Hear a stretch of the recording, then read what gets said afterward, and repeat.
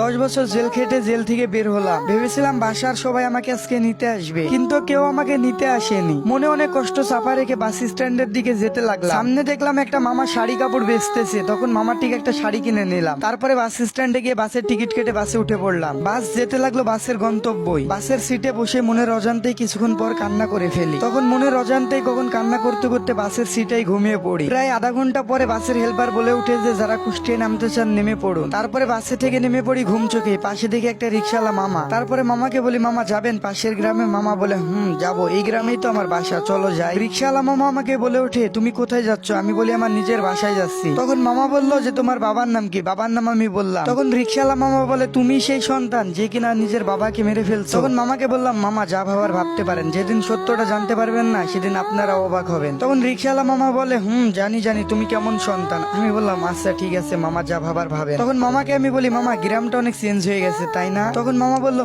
তা তো হবে। আমি বললাম, মামা বাসার সামনে নামাই দেন। মামা বললো ঠিক আছে। তারপরে মামা কিছুক্ষণ পরে আমারে বললো, এখানেই নামো। তখন আমি বললাম, মামা কোথায় নামাই দিচ্ছে? তখন রিক্সাওয়ালা মামা বললো, ওই যে সামনের বাসাটা দেখছো না, ওটাই তোমার বাসা। আমি বললাম, আচ্ছা ঠিক আছে মামা, এই নেন আপনার ভাড়া। নিজের বাসাটাকেও আমি চিনতে পারছি না, কারণ 10 বছর আগে দেখে গিয়েছিলাম কি আর এখন দেখতেছি কি। এখন দেখতেছি বাসাটা পুরো পাল্টে গেছে। বাসার কলিং বেল চাপা মাত্রই দেখি যে মা আমার দরজা খুলে দিল। মা বলে উঠলো, খুনিটা আমার বাসায় এসেছে কেন? কেউ ওকে বেরিয়ে যেতে বল। মা তুমি বিশ্বাস করো, আমি বাবাকে কখনোই হত্যা করিনি। তুই যদি আমার কখনো সামনে আসিস তাহলে আমার মরা মুখটা দেখতে পাবি। এমন কথা বলিও না মা।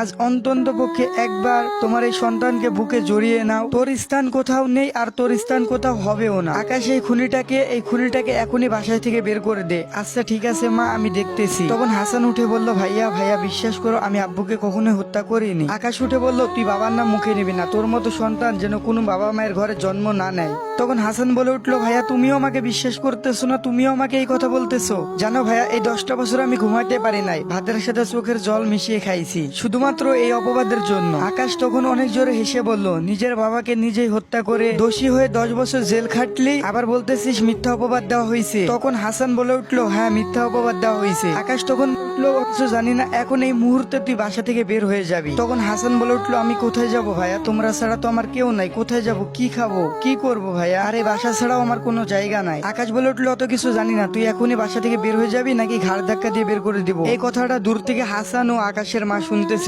হাজারটা ভুল করলেও কিন্তু মায়ের বুকে সন্তানের জায়গা থাকে। তখন আকাশের মা বলে উঠলো, আকাশ এই খুনিটাকে আজকের মতো এখানে থাকতে দে। এত রাতে কোথায় যাবে? কাল না হয় বাসা থেকে বের হয়ে যাবে। তখন আকাশ বলল, মা একে কি এই বাসায় রাখা ঠিক হবে যদি ও আবার কিছু করে বসে? তারপরে হাসান বলে উঠলো, বিশ্বাস করো ভাই, আমি কিছু করবো না। আজকের রাতটা আমাকে থাকতে দাও, কালকে সকালে উঠে আমি চলে যাব। তখন আকাশ বলে উঠলো, আচ্ছা ঠিক আছে, এত করে যখন বলতেছিস আয় ভিতরে আয়। তারপরে আকাশ গিয়ে একটা হাসানকে রুম দেখিয়ে দিল ঘুমানোর জন্য। তারপরে হাসান বলে উঠলো, একটু খাবার পাওয়া যাবে কি ভাইয়া?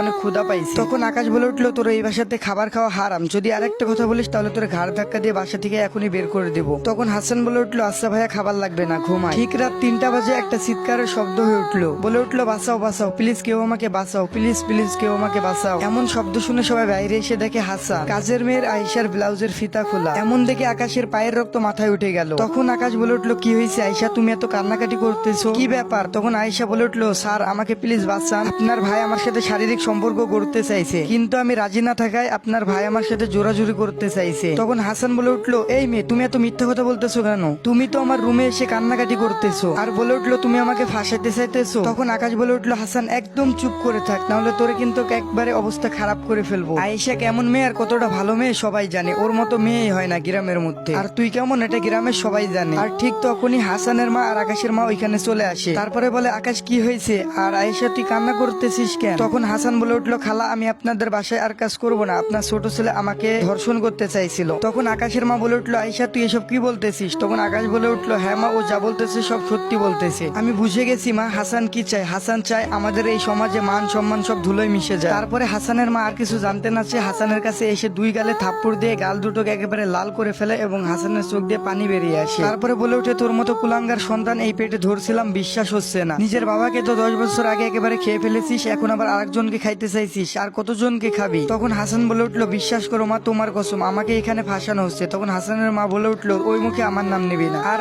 তোর ওই মুখে আমার কসমও কাটবি না, তোর মতো ছেলে আমার দরকার না। আর ঠিক তখনই হাসানের মা বলে উঠলো, তুই যদি এই বাসা থেকে বেরিয়ে না যাস তাহলে তুই আমার ক্ষতি দেখবি, আর এটাই হলো আমার আদেশ, এখন তুই ভেবে দেখ কি করবি। তখন হাসান বলল, মা সকালে যাই। তখন হাসানের মা বলল, এই মুহূর্তে এখনই তুই আমার চোখের সামনে থেকে বেরিয়ে যা। আচ্ছা ঠিক আছে মা, আমি চলে যাব, তোমার আদেশ আমি পালন করব। তবে একটা কথা মনে রেখো মা, আমি একটা কথা বলে গেলাম, বাবাকেও আমি হত্যা করি নাই, আর এই মেয়েটারও আমি কিছু করি নাই, আমাকে ফাঁসানো হয়েছে। ভালো থেকো মা, কেউ একজন চায় না আমি এখানে থাকি, কিন্তু তোমার জন্য তোমার এই পাপি ছেলেটা সবসময় দোয়া করবে। যেদিন মা আমি এই মিথ্যা অভিযোগ থেকে বেরিয়ে আসবো, সেই দিন আমি তোমার সামনে আমার এই মুখটা দেখাবো, তার আগে আমি কখনোই দেখাবো না। তখন আকাশ বলে উঠলো, তোকে আর বেশি কথা বলতে হবে না, তুই এখনই এই বাসা থেকে বেরিয়ে যা, নাহলে ঘাড় ধাক্কা দিয়ে একেবারে লাথি মেরে বের করে দিব। হাসানও বেশি কথা না বলে কান্নাকাটি করতে করতে চোখ মুছতে মুছতে একেবারে বাসা থেকে বেরিয়ে আসলো। গাইস, এটাই ছিল পার্ট 1। পার্ট 2 দেখতে অবশ্যই কমেন্ট করতে হবে, আর পার্ট 1টা কেমন লাগছে অবশ্যই কমেন্টে জানাবে। জানি না আগের গল্পের পার্ট 1 এর মতো এই গল্পের পার্ট 1টা উড়ে যাবে কিনা। সবাই সাপোর্ট করবেন, পাশে থাকবেন আপনাদের ভাইয়ের। তো আজকের মতো আল্লাহ হাফেজ।